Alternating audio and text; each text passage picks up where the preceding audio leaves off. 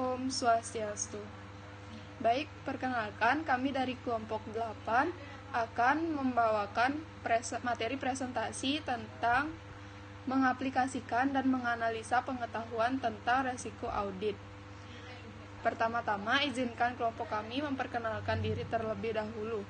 Yang pertama ada Niluh Dani Cynthia Dewi dengan NIM 2017051202. Dan yang kedua ada Niluh Ayu Meta Dewi dengan NIM 2017051203. Dan dengan saya sendiri yaitu Nimade Janis Joplinita dengan NIM 2017051205. Baik, materi pertama, kami menjelaskan tentang definisi resiko auditing. Nah, resiko dalam auditing berarti bahwa auditor menerima suatu tingkat ketidakpastian tertentu dalam pelaksanaan resiko audit. Yang kedua, ada secara material auditor menyadari bahwa resiko tersebut ada karena adanya hal-hal sebagai berikut. Misalnya ketidakpastian mengenai kompetensi bukti, efektivitas, struktur pengendalian intern klien.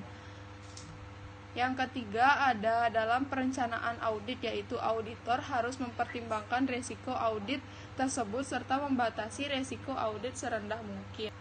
Nah, dari ketiga definisi resiko auditing berikut, saya dapat menjelaskan bahwa resiko dalam auditing yang merupakan auditor menerima suatu tingkat ketidakpastian tertentu dalam pelaksanaan audit yang beresiko, yaitu seperti auditor secara tidak sadar gagal untuk menyesuaikan pendapatannya atas laporan keuangan yang salah saji secara material, dan auditor yang efektif menyadari bahwa risiko-risiko di atas ada dan akan menanganinya dengan tepat.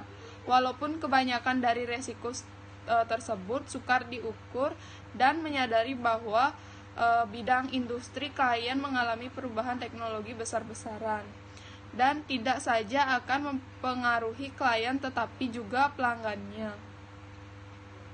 Dalam hal ini, perencanaan audit auditor harus mempertimbangkan risiko audit tersebut serta membatasi risiko auditnya.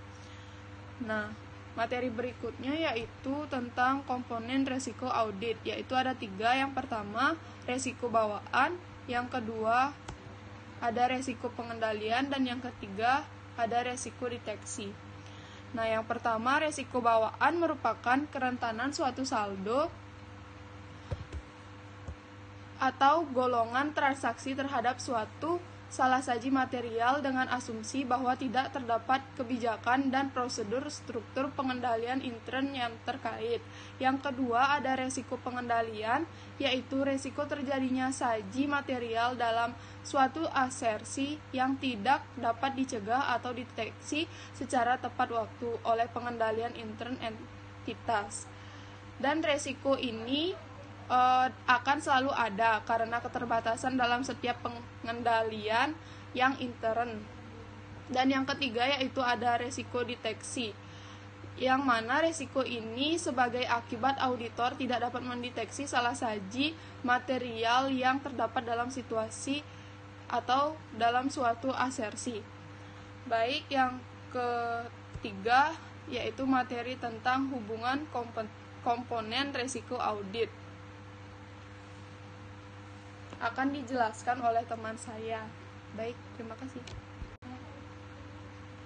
Baik, di sini saya akan menjelaskan materi selanjutnya, yaitu hubungan komponen risiko audit. Komponen risiko audit terdiri dari risiko bawaan, risiko pengendalian, dan risiko deteksi.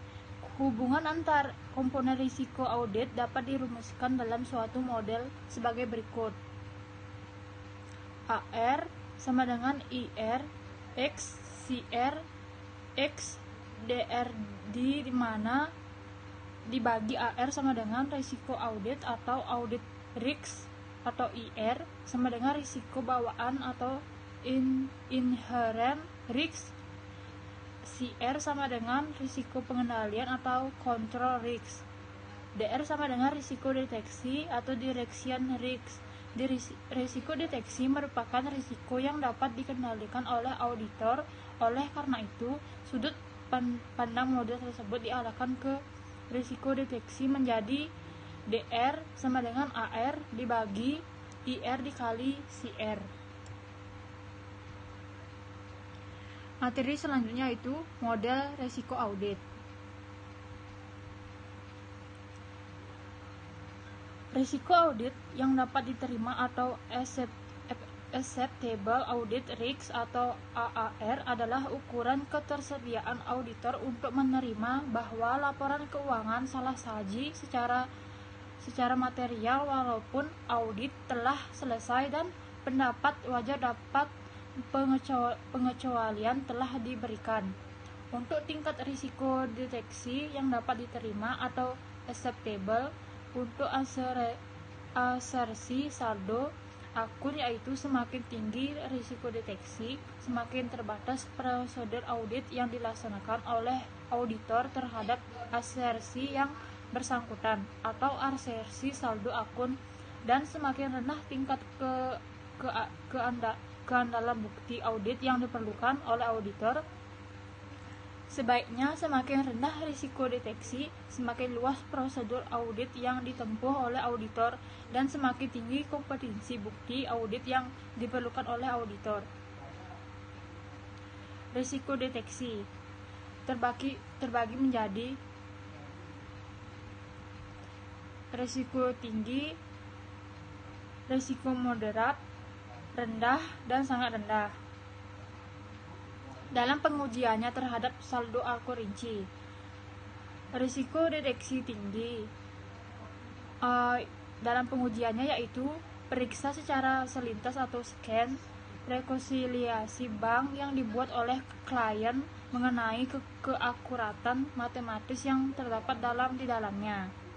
Risiko moderat dalam penyajiannya yaitu lakukan review terhadap rekonsiliasi bank yang dibuat oleh klien dan lakukan verifikasi terhadap pos-pos yang direkonsiliasi serta keakuratan materialitis. Risiko rendah dalam pengujiannya yaitu buatlah rekonsiliasi bank dengan menggunakan rekening koran yang diperoleh dari klien dan lakukan verifikasi terhadap pos-pos yang direkonsiliasi serta keakuratan matematis.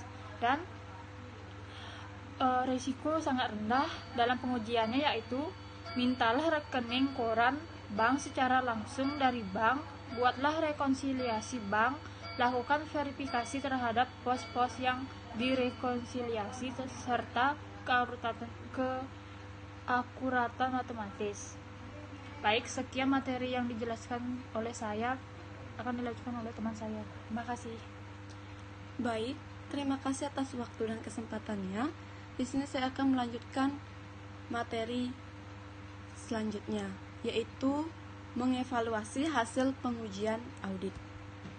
Yang pertama, ada pengumpulan bukti audit secara tepat. Yang kedua, penilaian audit dan teknik evaluasi. Yang ketiga, kebijakan sampling internal audit. Dan yang keempat, statistik sampling sebuah pengantar. Nah, yang pertama yaitu pengumpulan bukti audit secara tepat. Auditor internet membuat penilaian tentang masalah audit atau memenuhi tujuan audit mereka melalui review rinci tentang apa yang disebut bukti audit. Artinya, internal auditor umumnya tidak melihat setiap item dalam suatu bidang perhatian audit untuk mengembangkan bukti untuk mendukung audit. Internal auditor membutuhkan pendekatan yang konsisten untuk mengambil sampel sebagian item dari data populasi yang besar dan kemudian menarik kesimpulan audit didasarkan pada sampel yang terbatas. Nah, yang kedua itu penilaian audit dan teknik evaluasi. Ketika merencanakan setiap pemeriksaan yang mencakup pemeriksaan sejumlah besar transaksi atau bukti lain, auditor internal harus selalu mengajukan pertanyaan. Nah, untuk mengembangkan kesimpulan audit yang di atas, auditor internal perlu proses di mana mereka harus yang pertama memahami total populasi item perhatian dan mengembangkan rencana pengembalian sampel formal mengenai populasi item. Yang kedua, menggambarkan sampel dari populasi yang didasarkan pada rencana pemilihan sampel. Yang ketiga, mengevaluasi item sampel tersebut tujuan audit terhadap tujuan audit. Yang keempat, mengembangkan kesimpulan untuk seluruh populasi berdasarkan hasil sampel audit. Formal sampling audit adalah alat yang ampuh dan dengan beberapa pendidikan dan latihan. Auditor internal dapat mulai menggunakannya dengan mudah dan efektif. Berikut alasan yang mendorong penggunaan sampling audit. Dan yang pertama itu ada kesimpulan tepat ditarik mengenai seluruh populasi data. Yang kedua ada hasil sampel yang objektif dan dipertahankan. Yang ketiga, kurang sampel mungkin diperlakukan melalui penggunaan sampling audit. Nah, yang ketiga yaitu kebijakan sampling internal audit.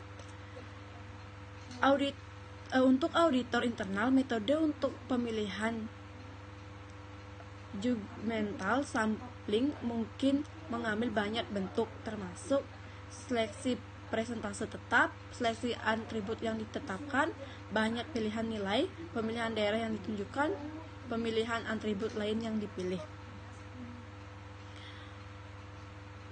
Ketika merencanakan review berdasarkan sampel menghakimi, internal auditor harus membuat 3 keputusan judgmental sampling. Yang pertama, auditor internal harus mengembangkan metode seleksi dan memutuskan apa jenis item untuk memeriksa.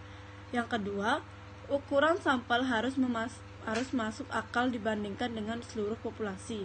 Yang ketiga, bagaimana menafsirkan dan melaporkan hasil audit dari judgmental sampling yang terbatas. Nah, yang keempat ada statistik sampling, sebuah pengantar. Sampling statistik adalah alat ampuh yang memungkinkan auditor internal untuk memproyeksi hasil dari sampel audit atas seluruh produksi dengan tingkat akurasi dan keyakinan yang kuat.